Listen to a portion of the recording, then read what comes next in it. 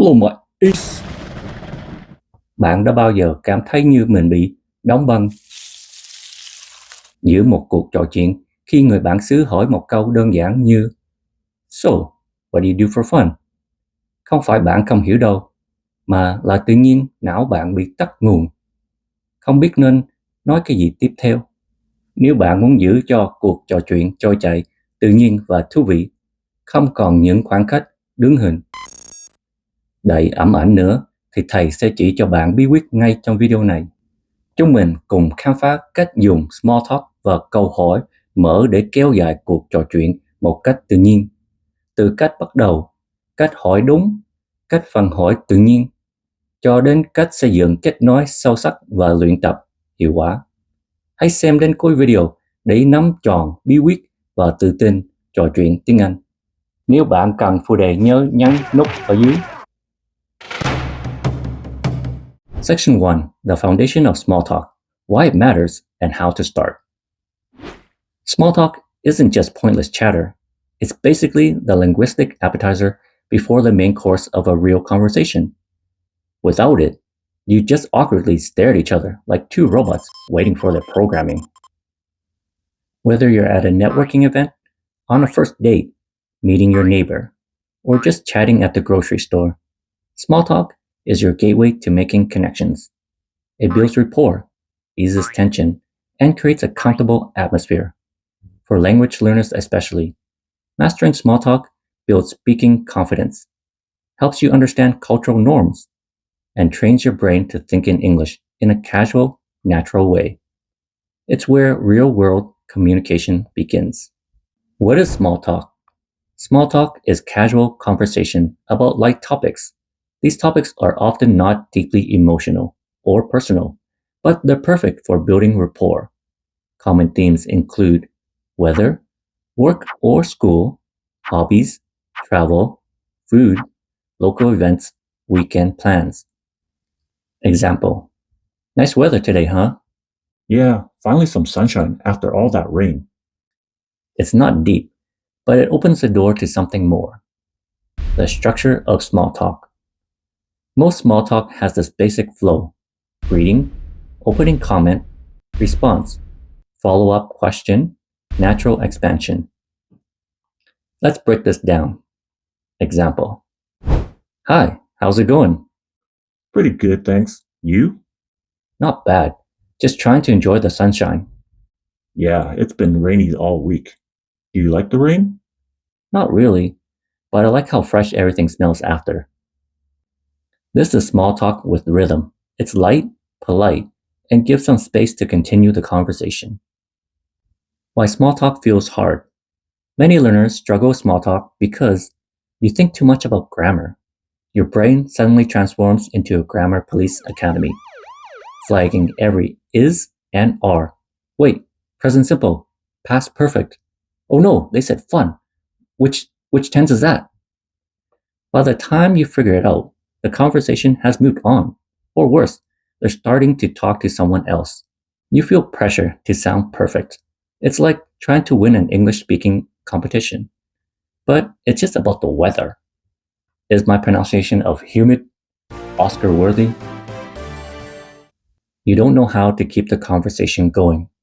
It's like hitting a conversational dead end, a brick wall of silence where only crickets chirp.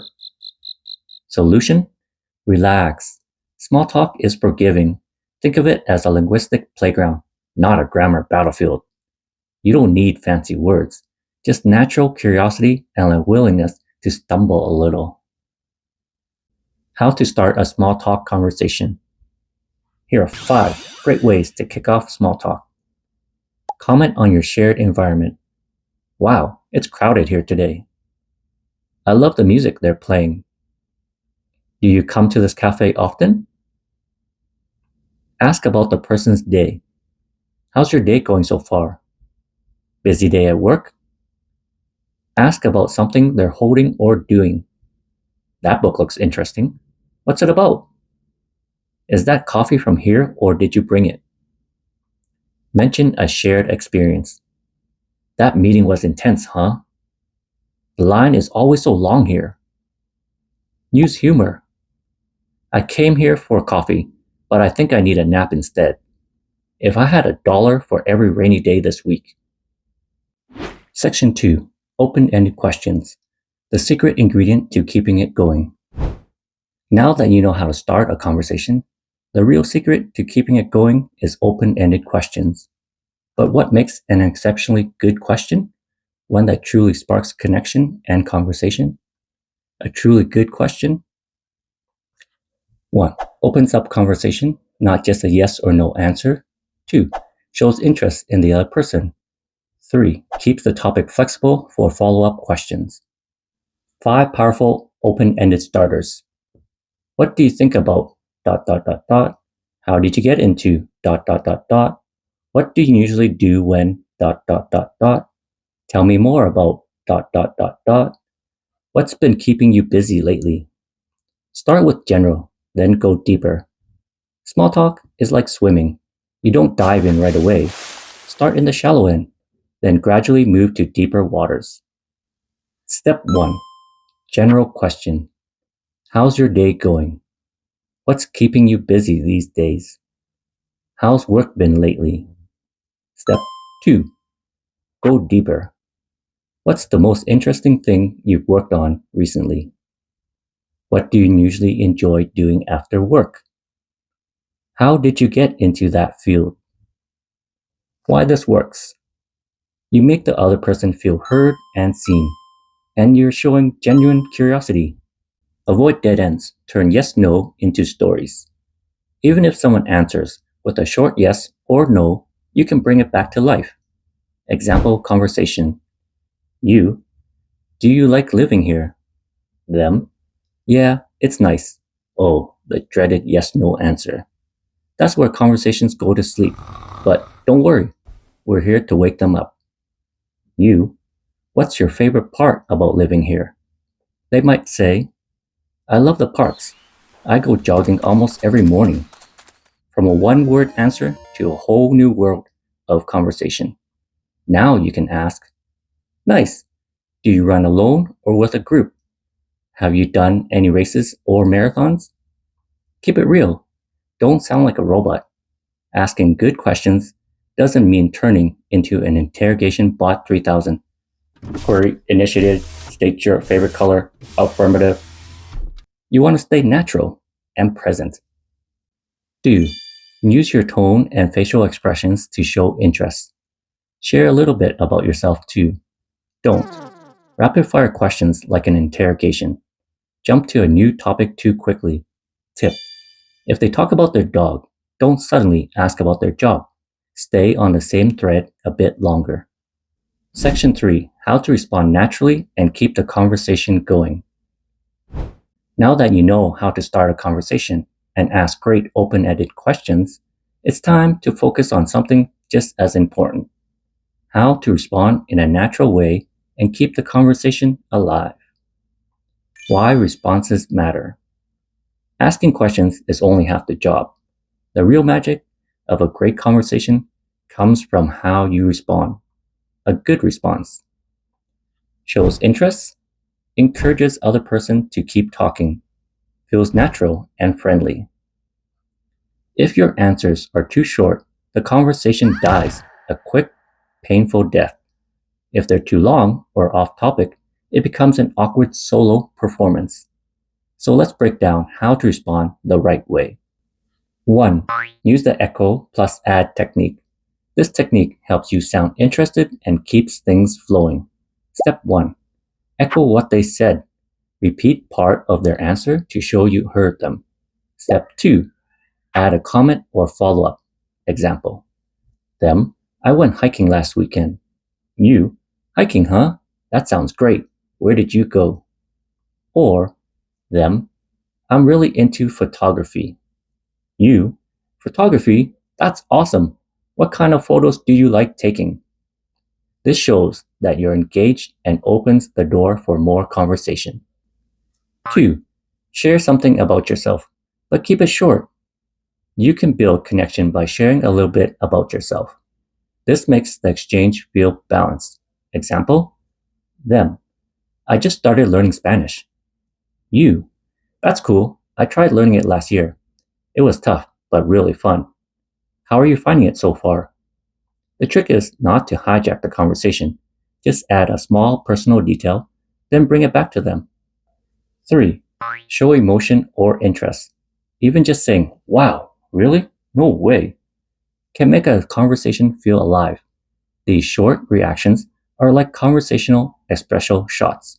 They wake things up and make you sound human. Not like you're taking notes for a secret agent mission. Example, them. "I once got lost in Japan for 3 hours." You, "No way. That must have been crazy. What did you do?" Small emotional cues equals big conversation impact. 4. Ask light follow-up questions. After responding, follow up with another question related to what they just said. Keep it light and easy. Example, them. "I work at a bakery." You, "Oh, nice. Do you bake too, or just work at the front?" Or, them. "I'm watching a new drama on Netflix." You, "Oh yeah? Is it actually good? What's it about?" Follow-ups are a great way to keep things going. 5. Know when to switch topics. Sometimes the topic dies. Don't be afraid to move on politely. Tip. Use a bridge statement. Example, "Speaking of travel, have you ever been to Vietnam? That reminds me, have you tried that new coffee place downtown?" Bridges help you switch without it feeling forced. Section 4. Go deeper. Build real connection with thoughtful questions and body language. We've covered starting conversations and responding naturally. Now, let's learn how to go beyond surface level small talk and build real connection with thoughtful questions and powerful body language. This is where your conversation truly shines. 1. The art of thoughtful questions. Not all open-ended questions are equal. To really connect, your questions should show genuine interest, be specific, not vague, relate to what the other person just said. Examples of thoughtful questions. You mentioned you're into photography. What kind of things do you love to shoot? What made you choose that career path? Has there been a moment recently that made you really proud? These questions are still open-ended, but they have more depth. They give people a chance to share their feelings, opinions, or stories. 2. Listen with your eyes. Body language basics. Communication isn't just about words. It's also about tone and body language. So if you want to make someone feel comfortable and heard, learn to use and read nonverbal cues. Positive body language tips. Nodding occasionally to show you're listening. Keep eye contact, but not too much.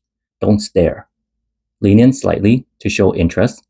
Smile naturally when appropriate. Watch out for these signs in others. Crossed arms equals could be feeling defensive or uncomfortable. Looking away or checking their phone equals they might be distracted. Mirroring your gestures equals they're engaged and connecting with you. Reading these signs helps you adjust your questions or energy level to keep the conversation flowing. 3. Active listening. Don't just hear, understand. People love talking to someone who actually listens. Active listening is a skill, and you can learn it. Tips for active listening. Repeat or paraphrase something they said to show understanding. It sounds like your trip to Bali really changed your perspective. Use short verbal cues. Wow, really? That's interesting.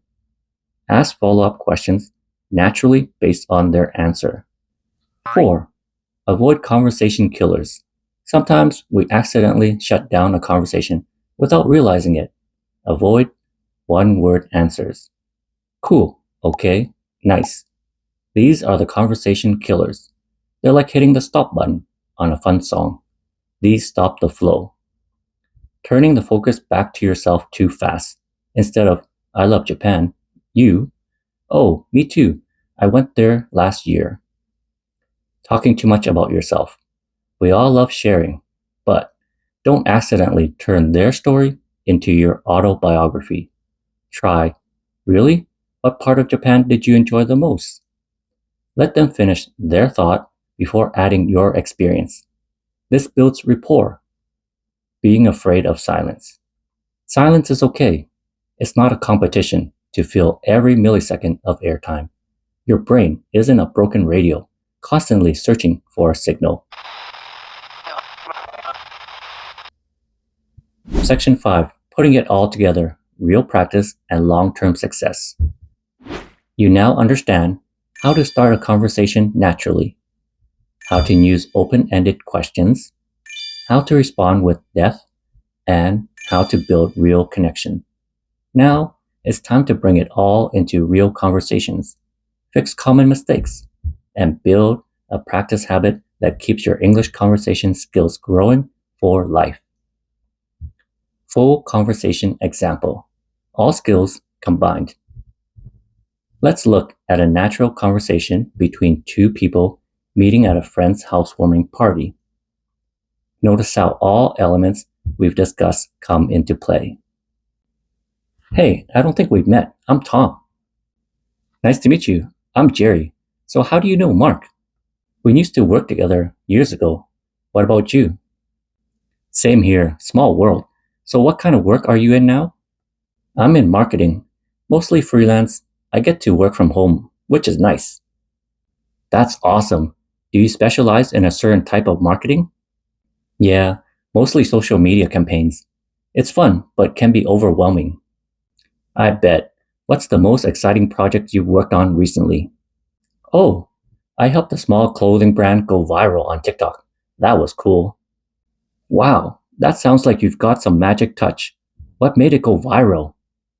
What we see here, open-ended questions driving the conversation, follow-ups based on other person's answers, a balance of sharing and asking. The conversation feels smooth, curious, and friendly. This is what you're aiming for. Not perfect English, but natural connection. Common mistakes and how to fix them. Let's quickly review some common pitfalls and how to avoid them. Mistake number 1.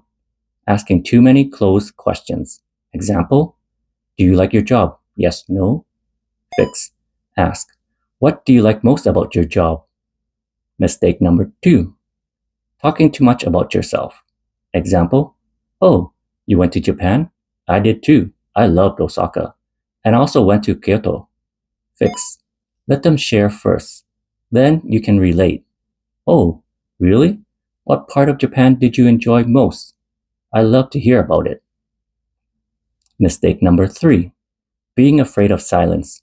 Silence is okay. You don't have to fill every pause. Sometimes people need a second to think. Just smile, breathe, and give space. It shows patience and confidence. Mistake number 4. Overthinking grammar.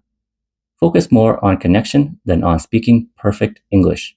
It's okay if your grammar does a little dance and makes a tiny mistake. The key is clarity and confidence, not winning a Nobel Prize in linguistics on the spot.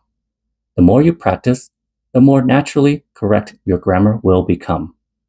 Conversation prompts for real practice. Now, let's put it all into practice. Try these with a friend or language partner. Remember to use at least 3 open-ended questions in each conversation and apply all the techniques we've learned. Prompt 1. You meet someone at a language meetup. Ask about their reason for learning English. Prompt 2. You and a coworker are on a coffee break. Start a casual chat about weekend plans. Prompt 3. Someone says they just moved to your city. Ask questions to help them feel welcome. You can even record yourself or practice in front of a mirror. It's a powerful way to review and improve. Section 6. Weekly practice routine, 15 minutes a day. Consistency is key, not perfection. Here's a simple routine to keep improving your conversation skills long term. Day 1. Watch a short English interview or conversation, example, talk show, podcast. Write down 5 open-ended questions used. Day 2. Choose a topic, example, hobbies. Write down 5 open-ended questions you'd ask someone about it. Day 3. Practice a conversation with a partner or record yourself using those questions. Day 4. Listen to an English podcast, pause, and imagine how you'd respond or what questions you'd ask the speaker. Day 5. Try a 5-minute chat with someone in English, a friend, a colleague, or even a language exchange partner. Focus on being friendly, curious, and natural. Day 6. Review a past conversation, yours or from TV. What worked well? What could be better? Day 7. Rest or review. Reward yourself for your progress. Bonus tips for making small talk anywhere. Every situation is a chance to practice. Even 3-minute chats can build confidence. At the gym, what do you usually train? At work, how's your week been so far? At an event, what brought you here today? Online language exchange. What's something interesting that happened to you this week? The most important lesson. You don't need perfect grammar. You don't need a huge vocabulary. What you truly need are the 3 C's. Confidence, curiosity, consistency. If you bring those 3 things to every conversation, your English will grow faster than you think, and people will truly enjoy talking to you. Final conclusion. Vậy đó, bạn đã cùng thầy khám phá toàn bộ bí quyết để từ việc bí khi nói tiếng Anh trở thành người tự tin kéo dài cuộc trò chuyện một cách tự nhiên và thú vị. Small talk không hề nhỏ bé, nó không phải là cuộc nói chuyện nhảm nhí mà bạn nghĩ. Nó là chìa khóa vạn năng mở ra cánh cửa kết nối, các mối quan hệ và sự tự tin trong giao tiếp tiếng Anh. Biến những khoảng cách đứng hình thành những câu chuyện thú vị. Thầy rất hy vọng những kiến thức và bài tập trong video này sẽ giúp bạn biến tiếng Anh thành một công cụ giao tiếp mạnh mẽ thay vì chỉ là một môn học. If this video helped you, don't forget to like, share, and subscribe to the channel. And if you're serious about improving your English conversations, leave a comment below. Tell me which part helped you the most, or ask me a question you want answered in the next video. Remember, your English conversation journey is about continuous growth. Only you are capable of change for something greater. Keep practicing, keep speaking, embrace the journey, enjoy the process. Hẹn gặp lại mọi... Done. Over. Out of here. Cuando entro al party, cambia la energía. Todos giran lento como coreografía. No juego